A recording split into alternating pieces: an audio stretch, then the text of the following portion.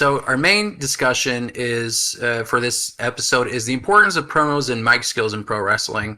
And I feel like a lot of people would consider promo skills are an important part of a package when it makes a wrestler. You can think of the people who transcend the business and who are superstars that are above and beyond. They all have charisma, good mic skills, whatever you want to call it. The Rock, John Cena, Stone Cold Steve Austin, Hulk Hogan. I mean, all of these people have charisma. They have good promo skills and mic skills, regardless of whether sometimes it's coherent or not. You still got charisma and you sound good on the mic.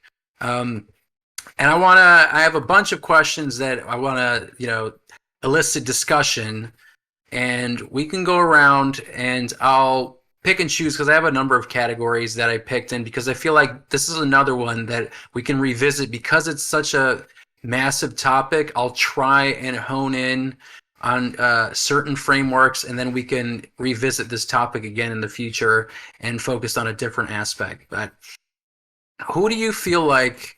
What is the first promo do you remember that you really connected with, and how did it make you feel, and why do you think it stuck with you? And I guess David, I could start with you. Oh no, not me for this one. Pick someone else first. Chris. I mean, most recent, I would say the one that really just kind of etched it into my mind was the CM Punk one, because it was just like watching Raw, but then it was just like he did the whole sit down thing. He didn't know what was happening. John Cena was through a table. And you're like, oh, okay. Then he looks in the camera and it says all these things. They cut off his mic and all that stuff. You're like, oh, shit's going down.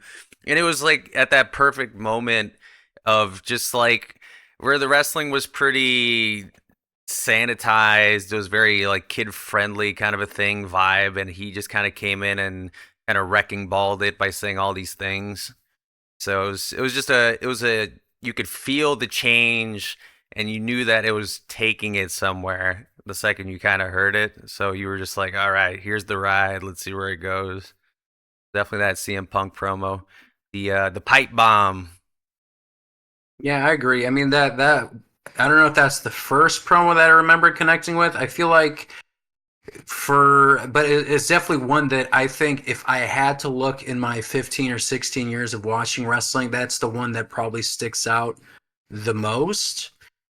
If we go back a little earlier, I think it's just the promo work that Shawn Michaels cut in general, like his mic skills. I think his conversation, like when he was feuding with The Undertaker.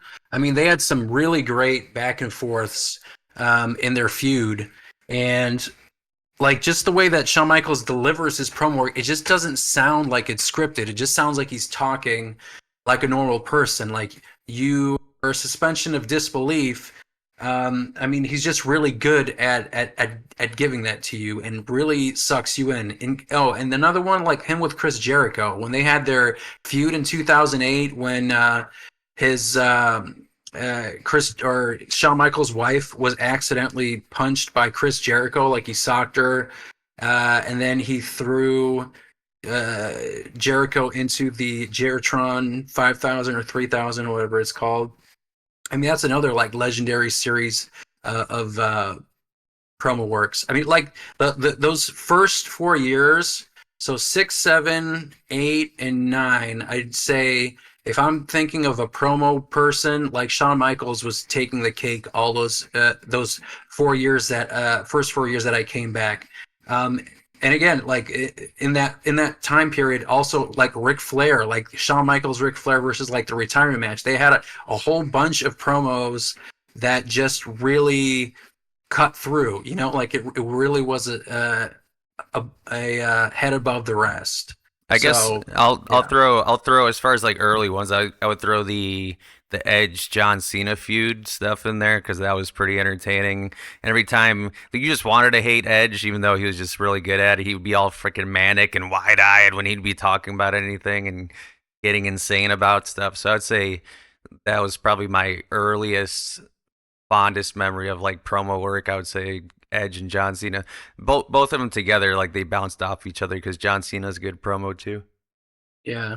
And I guess like like if I go even further back, like just imprint in my brain is just like The Rock just being funny. Like that just sticks out, like not a particular moment, but just the Same. charisma and the way he delivers lines, one-liners, whatever, when he's interacting with other people, like that is was super imprinted in my brain. What about you, Andres? What was like one of the first promos that really just kind of it was imprinted in your brain, or some person that you feel like really showed you what like a good promo can be? The first person that came to mind.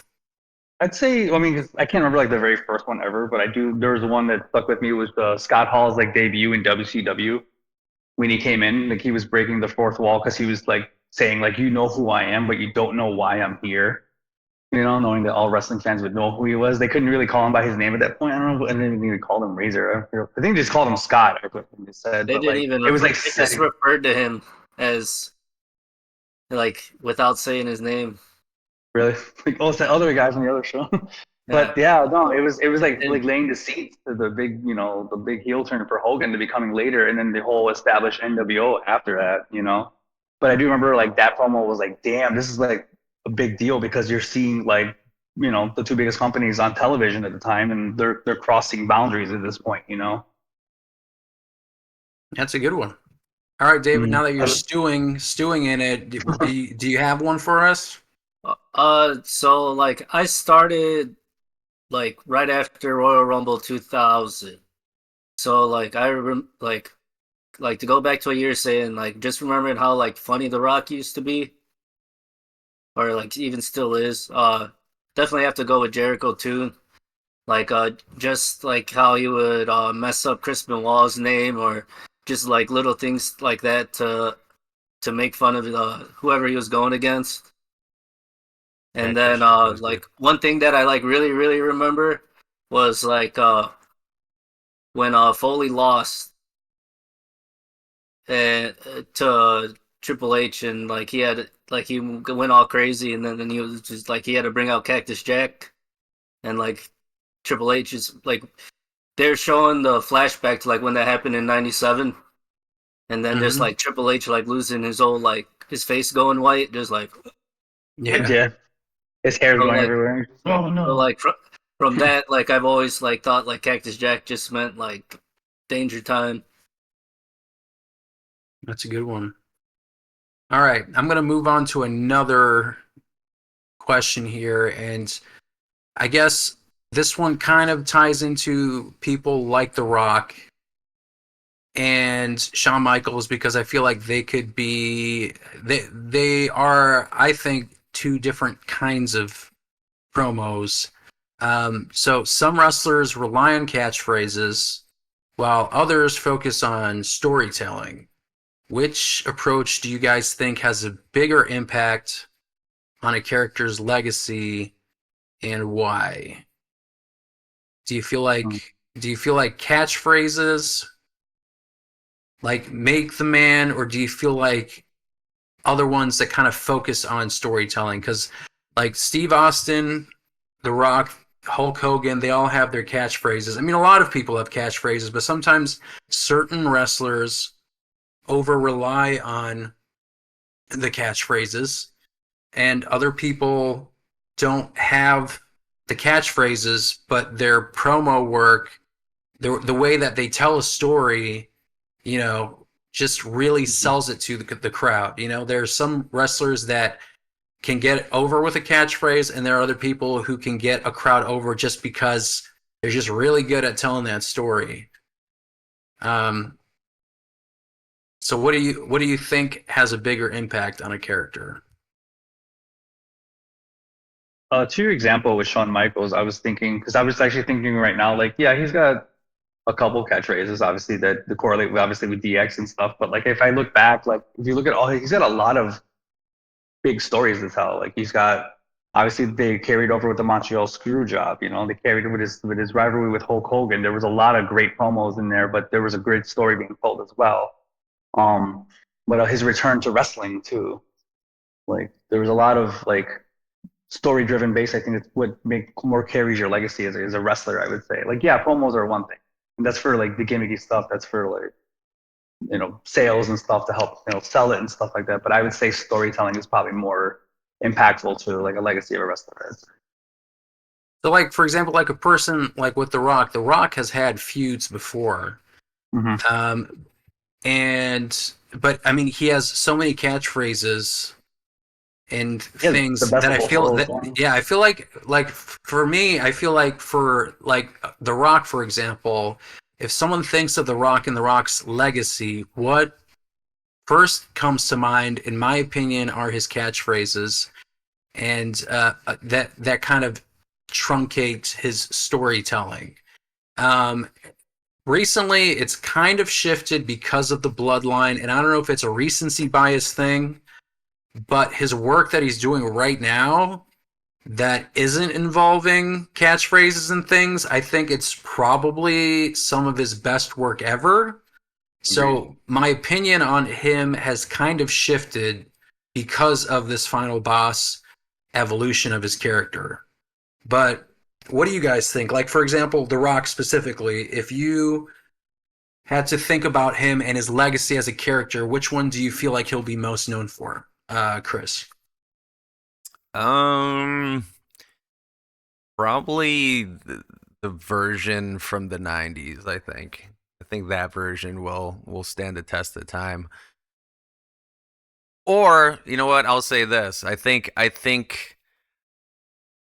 the the Rock as he is in general, being the Hollywood guy, that might be the more lasting impact because I feel like he's been in Hollywood more than he's been a wrestler. So I think knowing that specific fact, I think this current version might stand the test of time longer than the '90s. Because if you really think about it, that version was of the Rock was like a handful of years. I don't even think it was a decade Three to until five. right. Yeah, it wasn't even that long. So and then he came back in what was that 2010, 2011. And it was more or less the Rock that you see now because when he came back in this kind of like cycle of wrestling, he was kind of that person in the beginning, and then he started to shift into this heel character. So I think this version of him will be what people remember him by because again, Hollywood star, you see his face everywhere. He's the bald guy. He doesn't have that, just from a visual standpoint, like that's what people remember. So Good point. David, what do you think about The Rock and what his legacy is? What do you think he'll be more remembered for? I think probably will end up being the final boss, depending on how long this run goes. Because realistically, it only has to go like his best run was 5 years long, and then as the final boss, and the fact that he's been able to like go do something completely different, and become a mega star. It allows him to like show up every once in a while like a mythical creature. So I think the way the bloodline unfolds will probably end up being like his biggest thing. yeah, And like to backtrack just like on like talking about like promos and like work that makes you feel like it was like the first time in a really long time that like I was mad at the TV like just like leading up to that press conference or yeah, the conference in Vegas before Mania, the one with Cody Yeah, and the showed wrestling the press family con where he tree, came like out and then said this is slapped BS. him and all that. Yeah, Yeah. like I'm not even a Cody crybaby, but right there, I was like, "No, Cody, you gotta get him."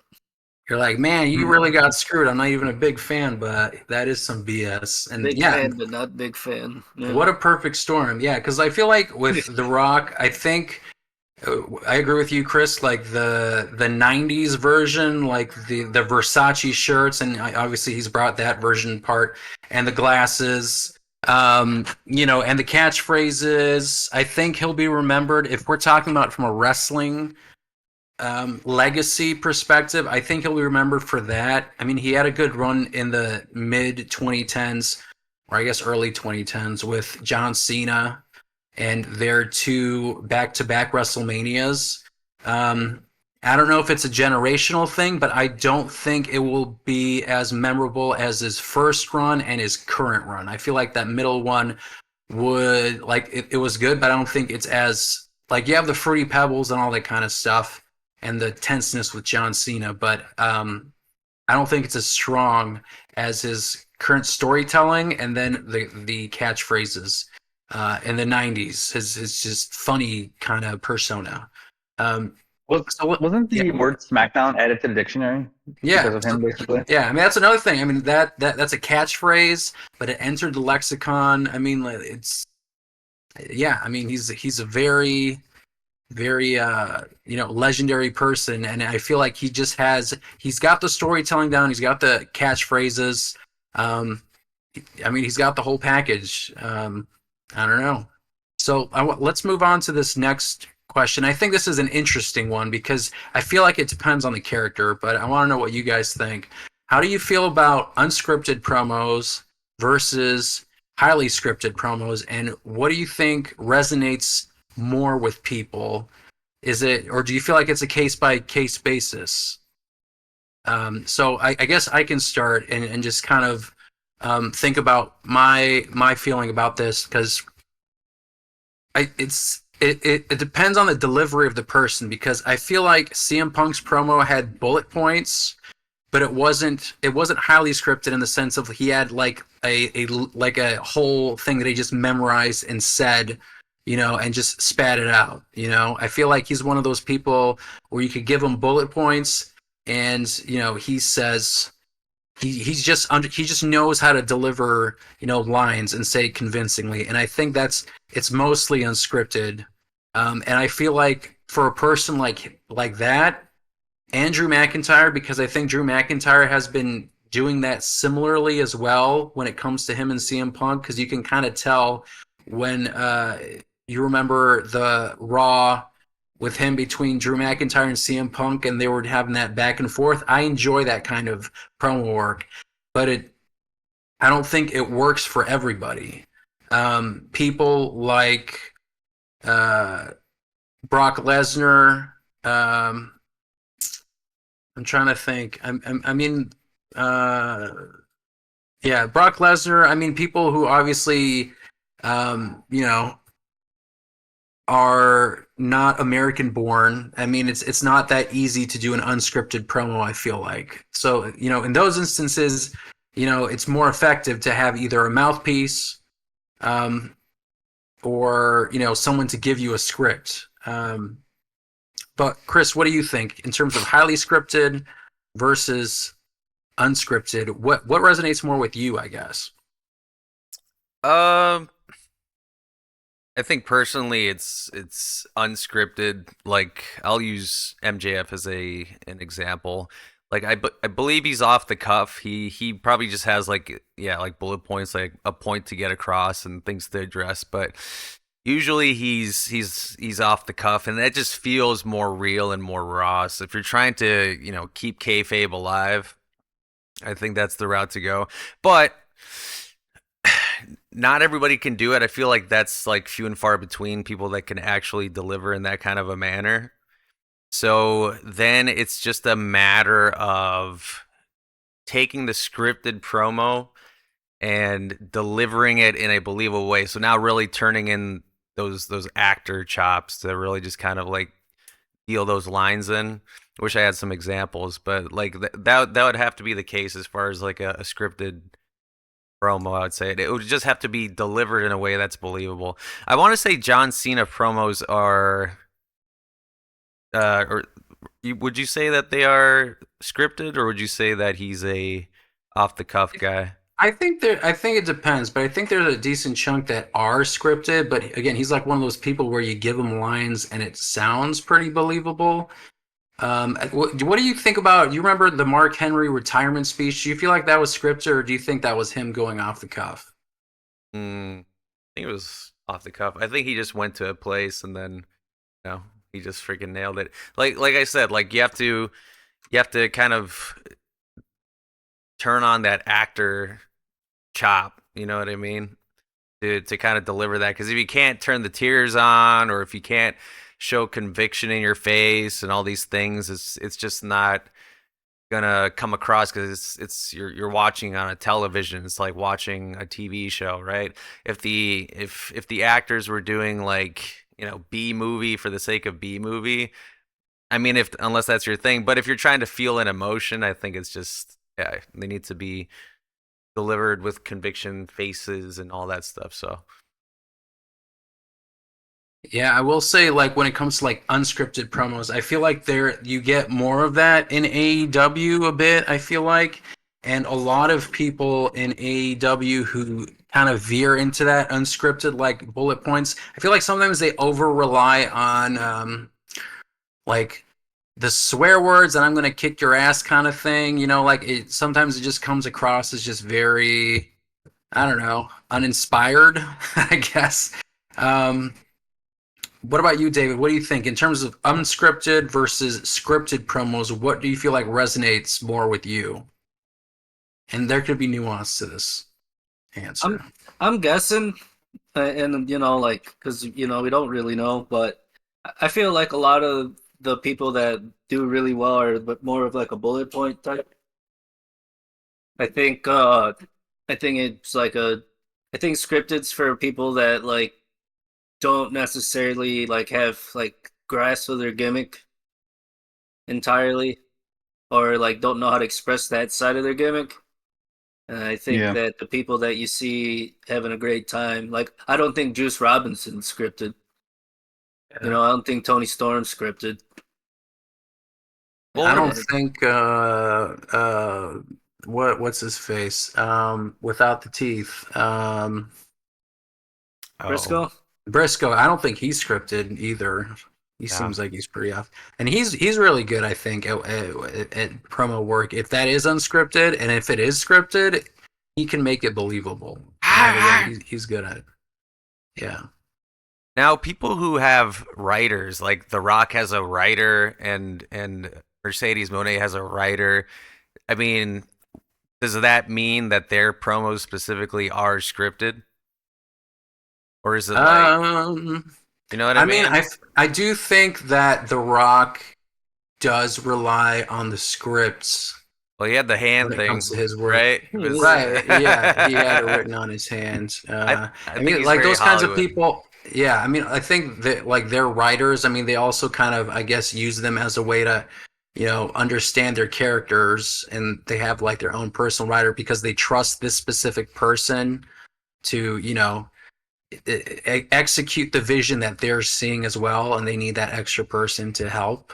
Um, I think like Mercedes, you brought up Mercedes. I think she's, I don't know. Sometimes I feel like she's a good promo worker, and sometimes it just feels like she's reading a script. And she does this, and there's a number of other wrestlers who do this promo behavior that I just kind of get a little annoyed at because it just when they do it, it just feels like a script. Like it's the example is like they're talking like, oh, I'm gonna do this, no, and then they do like this very very forced type of, I don't know, upsetness. I don't know how to describe it, but there's this cadence that I just feel like is attached to a number of wrestlers that I just find very forced, I guess. Like it's not believable, I don't know how to describe it, but like Nia Jax is really good. I think she's scripted, but I think she pulls it off well. We might as well talk about the GOAT, Enzo Amore. Enzo Amore. Oh yeah.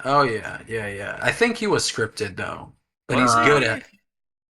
I don't know. I feel like he was. That's pretty sure that was all him because like if you hear him talking podcasts or anything else, Sounds like him. like well, he was saying that was the main thing he was good at was promo work, and he wasn't much of a wrestler, so he had to rely mostly on just him talking. So I'm pretty sure most of it was just him and just the pure delivery and panache.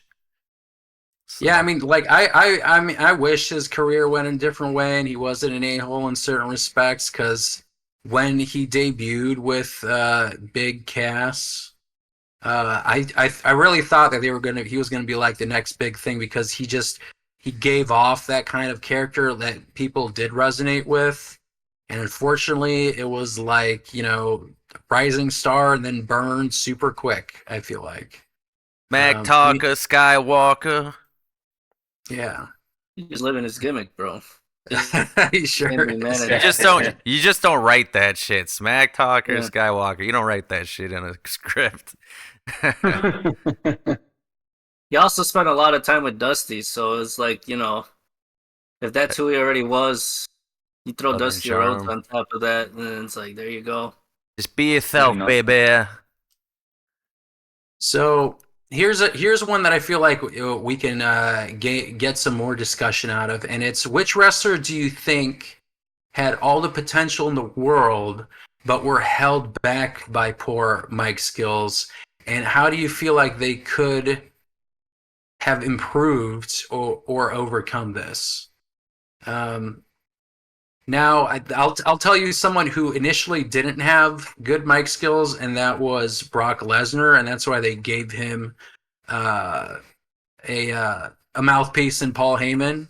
I mean that when we talk about like someone who can like just make their character work, and even though they had shortcomings with their promo work, Brock Lesnar is a great example at that. I feel like when they gave him when he came back in 2012, I think it was, and they started implementing the sit-down interviews, kind of like a UFC style, just having him it felt like it was off-the-cuff conversations that really elevated, like I feel like his mic skill work, and then it just kept rolling for him. Then he was just good at talking on the microphone because he was just basically being himself, and I think that really benefited him. But I mean, in terms of wrestlers who had all the potential in the world but are held back by poor mic skills, I mean, I feel like you could name a number of people who are, super flippy type people who, they're flashy and nice to look at, but if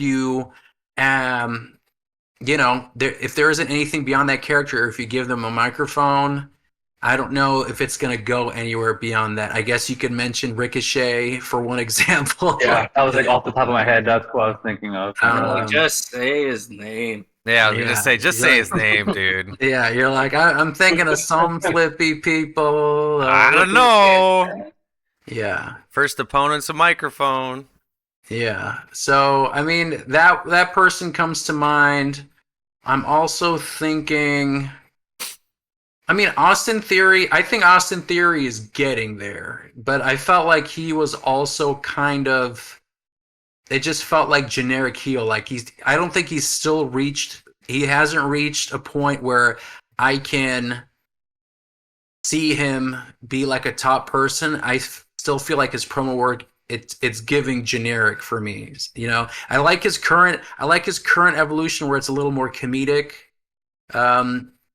with his tag team, but previously when like Vince McMahon was trying to push him, I felt like he was still kind of held back because the character wasn't giving what I think it should be giving. You might as well throw Roman Reigns in that first version of him. Yeah. Big dog. Big dog.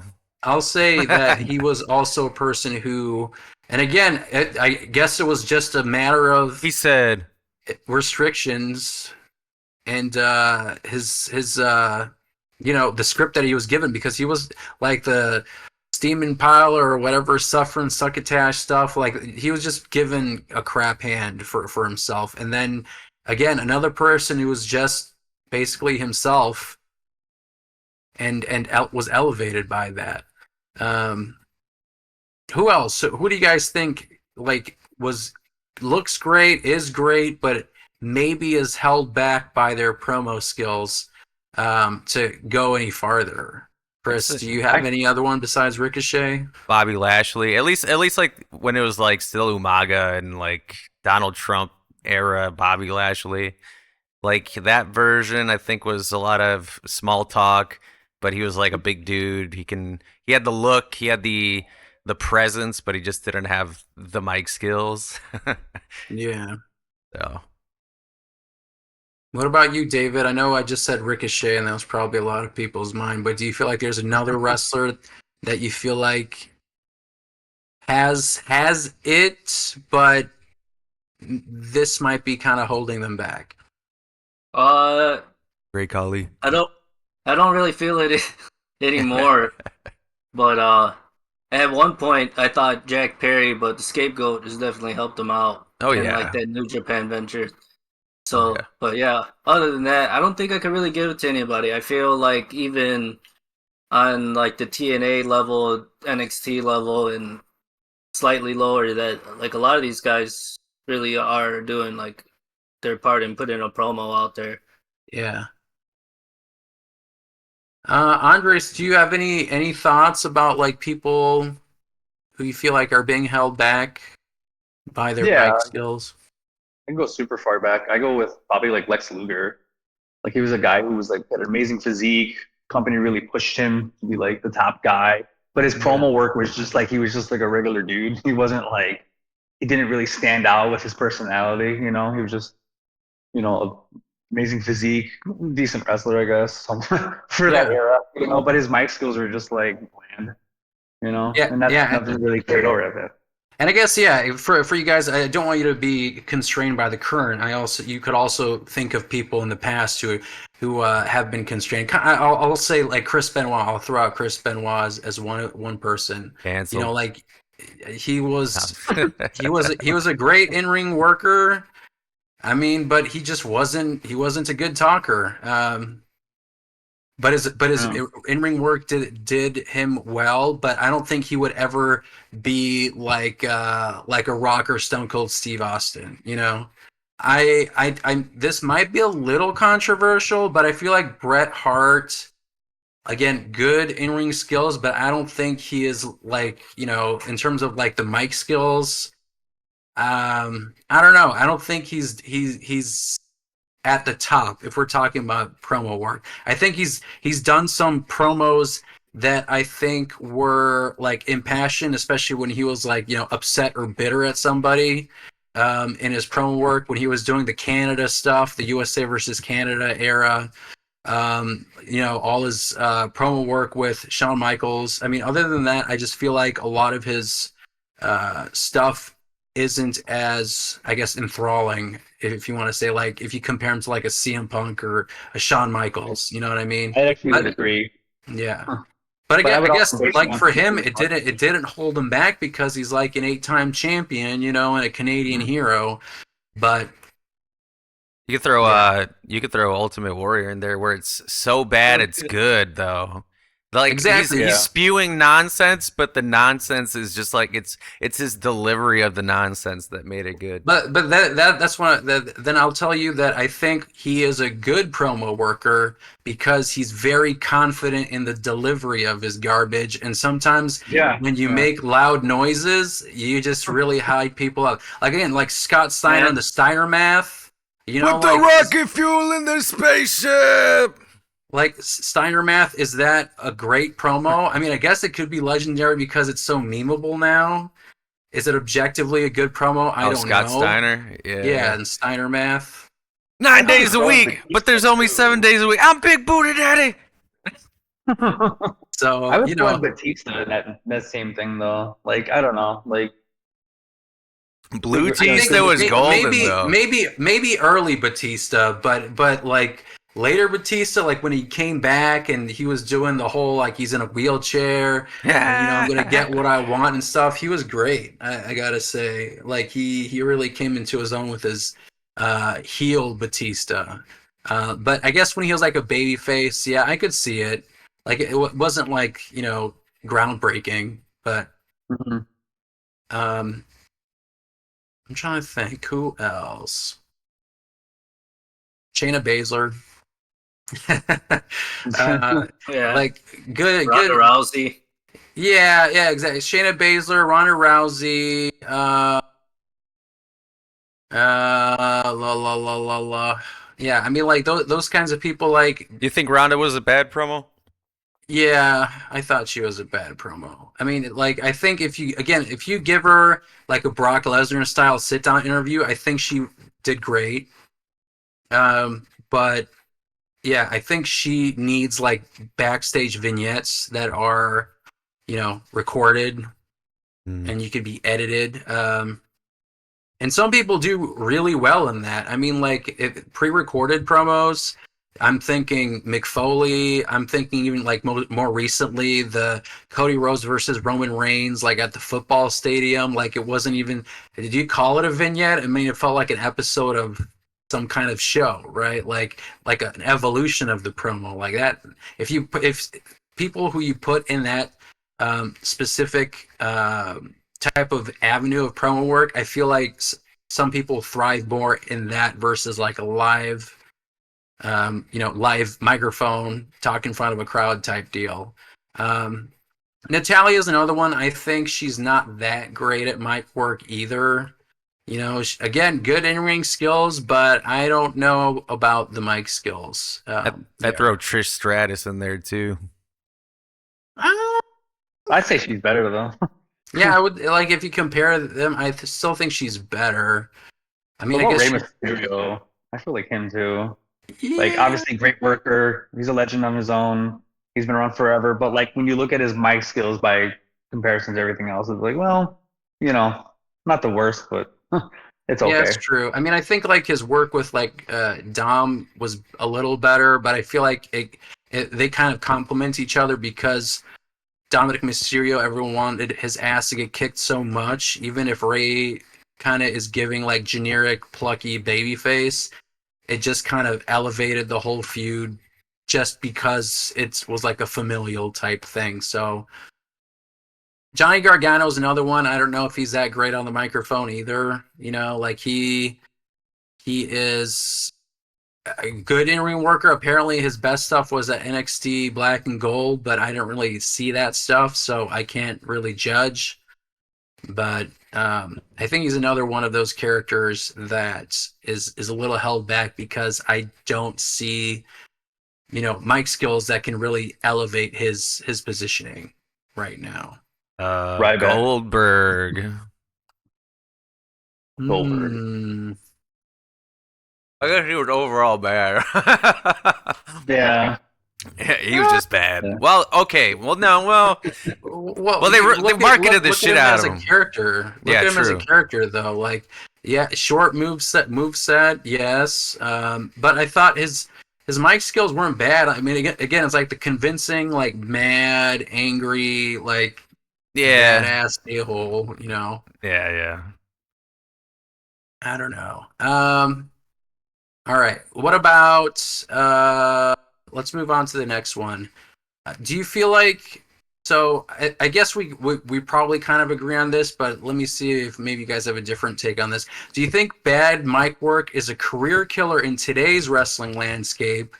And I'm talking AEW, WWE, New Japan, all that. Or can wrestlers overcome it with strong ring skills or other strengths?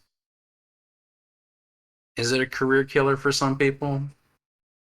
I guess I Chris think or David, yeah, since you spoke up I first. I think that on a scale of 1 to 10, if it's under a 7, it's a killer. I think Yeah. that there's a handful of wrestlers that can get away with it because of how good they are, and the pro and their segments kind of play like as transitional pieces, in the Mm-hmm. sense of just like they're usually action based or like very short break out into a brawl or just something like that. Yeah. And I think that like those type of moments and keeping them in those type of situations kind of keeps them like good in this type of wrestling climate. Yeah, I mean, I agree with that. I think there is a sliding scale of acceptable promo work. I feel like if you're passable enough and you're a great in-ring worker, like I'll say Bret Hart again, like or even I guess I could say Chris Benoit. Like your in-ring skills are so good and believable, and your mic work it's not terrible. It's just okay you can get over that hump to be like a champion or someone that people can get behind. You know, I could. You're right, Andres. I could even put like Rey Mysterio behind that too, because I do sometimes feel like his delivery does feel like generic plucky baby face type person. You know, like he's reading off a script sometimes, It's but. like just good enough, yeah. Yeah, I mean, but like again, his character, like he was like one of the first people to have that look in America that really resonated with people. His in-ring skills, all that, I feel like really pushed him beyond just like relying on mic skills, you know. Hmm. So that's a good point. Chris, what do you think? Do you feel like a bad mic work is a career killer in today's landscape? Can folks overcome it and be a superstar? I think it's overall presentation that matters. I think it needs to be a little bit of A, a little bit of B. So just the overall package, I think, is what matters. Now, if it's something that's so bad that it weighs everything down, so just I guess like the slider analogy, it could kill, but again, it's just the overall presentation, right? It's how it's being presented. So, like for instance, Roman Reigns being in the Shield, bad promo, but the Shield kind of carried him because of the presentation of the Shield, right? Mm-hmm. So there was that. And then, I don't would you say when he was first kind of doing the tribal chief stuff, would you say he was a good promo? Like the very first indication that that's what he was going to be doing? I mean, I didn't see his whole COVID tribal chief thing because that's kind of when it started. But I I don't know, thought it David. was Do you good. have? Yeah. Yeah. I Wait. thought it was good because he got to do like some of the like ridiculous stuff that like him and Solo both do. Where like, did you really just say that? Mm. Like they got to like master like that deadpan type comedy because there was no crowd, so they didn't really have to feel out that like awkwardness that could happen from like doing a joke like that. Right. Because I definitely think like during that time that was like when Roman really knocked down just like the mannerisms. Uh, and I think that it might have been harder to get over with a crowd just because like the way things like slowed down, it kind of like fit perfect into seeing like what the hell is going on with Roman Reigns. Because when he came out, he was still coming out to the Shield music for a while. Oh yeah. Good point. Yeah, so I would say it's overall package. I think it's always about the entire presentation of the wrestler, and if something is lacking so hard, I think most people would sniff it out because there's plenty of people that maybe they don't have a good promo, but yeah, they just overall presentation is very good. You know what I mean? And what about you, Andres? What do you think about today's wrestling landscape? Do you feel like bad mic work is a career killer, or can folks overcome it in today's landscape? No, in general, I kind of agree with everyone. Like it can't be that horrible, right? In order for it to not survive. Like, yeah, your in-ring ability is one thing and your character is one thing, but like if your mic skills are that bad, then obviously, that could be I feel like a career killer. And then you just end up becoming a meme, but then, I do I Live do I do on feel like that. forever. Load the totem. Yeah. By the Then way, now you're shitting on Bret forever. Hart a lot tonight, so I feel like he's gonna call us out probably. He just He's like looks his those name up clowns. on the internet every day, and Yeah. it's gonna pop up. Take a shot of maple, you'll be all right. Like I have never really. I mean, I guess the Tongans, Tama Tonga and Tongaloa. I've never. I mean, I guess they had some mic work, but I haven't seen enough to make a judgment on them. And right now, I feel like they need the bloodline for their career Whoa. to be in the spotlight. Because I don't know. I mean, have any of you seen like their promo work or anything like that? Do you like? I feel like that's. I'm a little curious about them as a tag team. I feel like the bloodline really helps buttress their their status, but standing alone, I don't know. Like, I don't have an opinion, so I'm curious if any of We you. gotta we gotta watch some New Japan World, dog. Yeah, I guess And a so. watch party. Yeah, like Jacob Fatu. I mean, I've seen his stuff like before he joined. That guy can talk, and obviously they're kind of holding off on really unleashing him. I feel like right now he's doing this, praying and being that backup kind of, kind of giving like a Batista enforcer type person. I'm waiting for him to break out and be his own solo person, but What do you guys think about yeah. Kenny Omega's promos? Because like, what's his face? Fournette, he hates his style of promo because he says it just sounds very, what does he call it? Comic booky, maybe. I mean, how would you guys describe his style of promo? I like so for me, I think that he has to get a lot of like he has to get a little bit of slack because he's going from being a heel in Japan for a majority of his run, where he just got to be himself and speak English and yell, but keep it at like a very easy to translate level to like having to being around an American crowd every night. Right. It's fair, yeah. And I think like I don't think it's like stunted his promo skill, but like sometimes if it's like that talk slow or like that Triple H type vibe and stuff like that, like I think it has a lot to do with that, where it's like he's a heel in New Japan majority of his run, just speaks English for like 7 years, and then comes over here and he's like beloved no matter what he does. Like Belt Collector was still over. Yeah, I like Uh, this heel stuff in yeah, AEW. I thought that was a good version. yeah, and that's like a good example of like Mike's skill being a 7 or 8, 8.5, and the ring work and everything else could take care of it, Right. and just 'Cause- like being put in the right situations. right. Yeah, I don't like. I think that Jim Cornette often forgets that most American wrestlers, if they're over 30 years old, they probably didn't get their chops in the United States.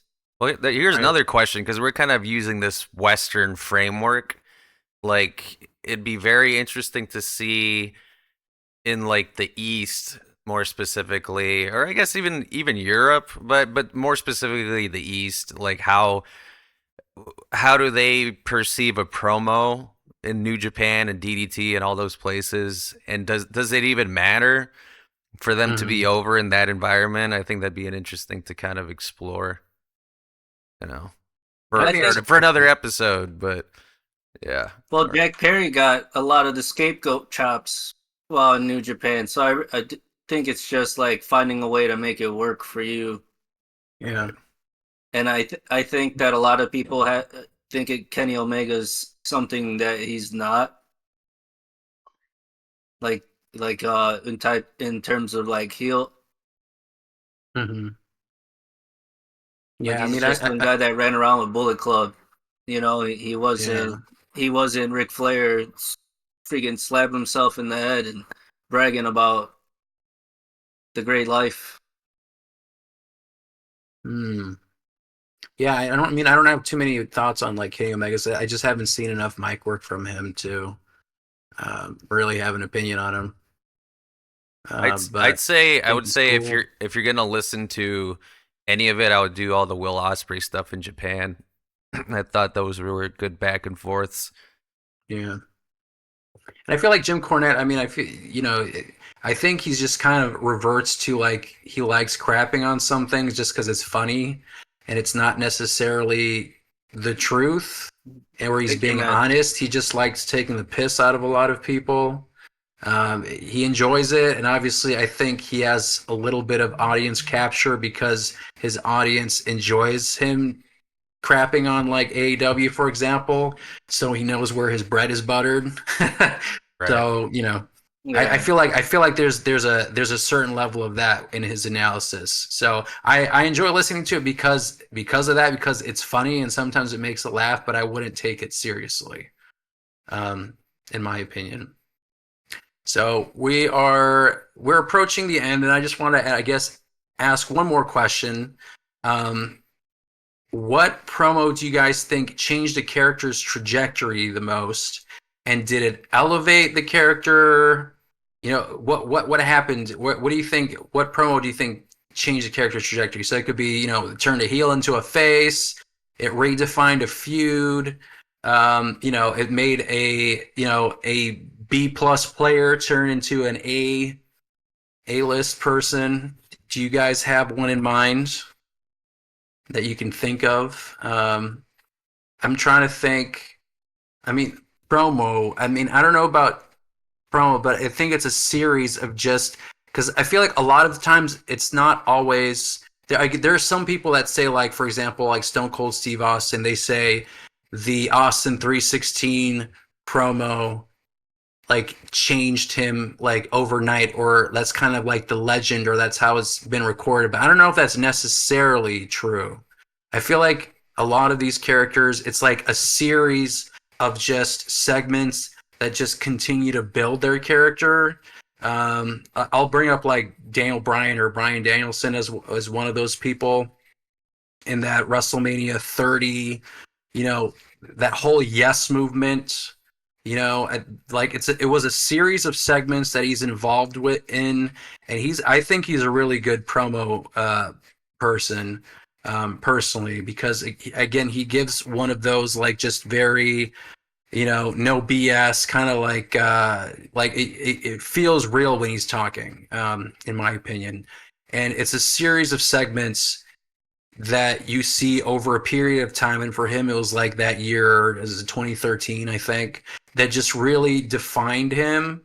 um Again, it's the delivery, it's listening to the audience, because I think when you're doing promo work, it involves a lot of listening to the crowd, understanding how to react to them. You're not just, reading off a script. It's a whole bunch of things. um and obviously the one that sticks out the most, I think, when it was like on the, well, he did a lot of good stuff on the SmackDown, the Smack Talk, Talking Smack. There was a lot of good stuff there, but I'll just focus on, like, for me, his trajectory in terms of like B plus player to like A list person was the WrestleMania 30 season. But Chris, do you have someone who you feel like had a trajectory and then went up? Mm, I actually thought of another one, but I'll let you respond. you're saying they already had a trajectory? Uh, no, not necessarily. I mean, they could have. You could say, like, like the promo work that it could be one segment, it could be a series of them that change their trajectory, like a story, but it's their promo work that changed their trajectory. Um, Yeah. can you think of someone who got kind of like defined by, a moment or a series of moments that kind of made them, you know, even better? I mean, I would say, at least in the WWE realm, like when CM Punk went from like the ECW, new guys, new breed, or whatever the hell they were calling them, to starting doing the Straight Edge Society stuff. I think it started from the Straight Edge Society stuff, where he was able to kind of just be a bit more on the mic and cut these promos and be this kind of a heel guy. And then everything from there on out, leading all the way up till, the pipe bomb, which was a couple of years. I feel, what was that, like 2-3 Yeah, it years? was like 2000. It was like 2 years, because it was 2009, and it was basically like feuds with Jeff Hardy, feuds with Chris Jericho, the whole Nexus thing that he was Yeah. involved with too, and then the pipe bomb was right after that. That version. I mean, like, I'm sure there was stuff like that in like Ring of Honor, for instance, the Summer of Punk stuff. But from a WWE audience perspective, it was definitely more of that started to show up as the years went on, and he was able to kind of do some of that stuff. Yeah. What about you, Andres? Can you think of someone who's like promos change the trajectory of their career? It It's could be not so much good of or a wrestler. bad too. Okay, I was gonna say there was that one that I think it was in 2001, the Survivor Series, where it was the invasion angle, where like Paul Heyman was like, it was just him and Vince McMahon in the ring, and Paul Heyman was basically like just talking to Vince, and like I don't even think it was scripted. Like I think he was just like basically telling him how he actually felt about him as a person, because he was like how like his family like was in the business, and how Vince has taken things around, and like how he's screwed so many people over, and he's costed a lot of people like their homes and like money, and just how much of a scumbag he is. And like it was just so like passionate of Paul Heyman how he was. It was like damn, like you couldn't help but like believe him too at the same time too. And that kind of like, it was a big secret back then that like Vince McMahon actually was like the owner of ECW. But like at the time, when you heard that story, and then obviously now where we are now, it's like it kind of always stuck with me even back then too. Just like how much of a like in depth like promo that was for Paul Heyman. And like reading about it later, like yeah, I guess it was not scripted. Vince McMahon told him just say what you think. It would be best for this. I mean, you make a good point, and I guess we didn't really touch on managers, but I think it's important to also include people like that, like Paul Heyman, because yeah, I mean, he was on ECW television, and then he got introduced to a bigger audience through the WWF, the Invasion angle. I mean, yeah, like that, and then just again, like for him, just putting a microphone in front of his face, he just his trajectory was like one of the best talkers. Uh, Ever in the wrestling business. Like he is second to none. Like I don't even know if he have a script. If he does, then man, No. like he's like one of those guys, yeah, where like you just put a microphone in front of him. Like he really proved that he's one of the best talkers in the business. And those were like one of the earlier examples, and then he obviously had a big break in between because I think he got fired and came back, left again, came back with Brock Lesnar, and then I don't think he's left since. And since then, I mean, anything that he's involved in segment wise is always probably the highlight of the show. So I mean, that's a really good example of someone whose career is defined by his mic skills. I got another one. Give some female love. Tony Storm, man. Like she needs. Oh yeah, I was gonna use She an needs example of that. that as an example. Because I mean, she went kind of from El Generico, badass chick or whatever. Not much Jock. mic work. Yeah, like there wasn't much mic work, but like once you just kind of let her cook, man, like it just took her different level. She's like on a different level now, so she needs her flowers for that. No, that's a good one. I was gonna use it for, um, yeah, for someone who defined their promo work. I mean, like like one of those people. Like for me in AEW, like if because for me, there's a sea of a lot of good wrestlers who are very skilled, but again, like I'm one of those people that needs like a character to be invested in, and she's one of the few people in AEW that I feel like, yeah, it's just so unique and specific. I mean, I don't know what Tony Storm is doing right now. I guess she's on vacation after that loss Yep. to Mariah May. But Yeah. But yeah, she's also good. I think also just giving Mariah May time to just be champion and just kind of let her character do her thing rather than being just the fangirl. I think she's really good yeah, at being this like femme fatale, you know, type yeah. of I mean, I character. think I think she's still okay. I feel like when we were talking about people who are like sevens, I think she kind of revolves around that. Because I feel like Tony She's a Storm, better wrestler. if you compare the two of them, I just feel like Tony Storm is in her own stratosphere. If you want to compare people on the mic versus like Mariah May, for example. Sure. Um, yeah, so that's a good example. I was also gonna say, and I mean, his trajectory was going up, and it was just a fault of the wellness policy, and that's Mr. Kennedy. when he debuted. I think it was 2006, and he was on SmackDown most of the time. And then they gave him the Money in the Bank, and he was involved in probably like their most interesting storyline in a while with like who is Vince McMahon's, I think, illegitimate son. They had the whole story about the illegitimate son thing. And then it was supposed to be him, and then he had a wellness policy violation, and then he just never recovered from that. But he was like one of those people, like his entrance was unique. He came down. Yeah, exactly. That was the illegitimate son, was Hornswoggle.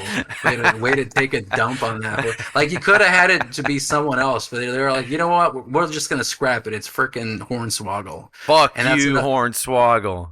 I was gonna say that, and no shade on him, but like that was one of the reasons I like hated Hornswoggle, because it was always like if there was something going good, like something interesting, they would just throw in Hornswoggle as the answer. The same with like the anonymous GM. They were like, oh, it's freaking Hornswoggle. The period. Illegitimate son. Yeah, exactly. That's just, man. It's Hornswoggle with a wireless keyboard. Yeah, under the ring for some reason. No one noticed them. But yeah, so like Mr. Kennedy, I mean, like he comes down to the ring. He's got the frickin' microphone that comes down like the boxer announcers do, and he does his thing. I mean, very unique. Yeah, I mean, it was like just very unique. He was really good on the microphone, and unfortunately, I mean, it didn't work out. I think he had a run in TNA though. Mr. Anderson. Yeah, Mr. Anderson. But it just wasn't the same. I mean, like he had his career there, but you know, it just kind of sucks that he had it. He got blue balled in his career in WWE. Yeah. All right, David, you got the last call. What do you feel like?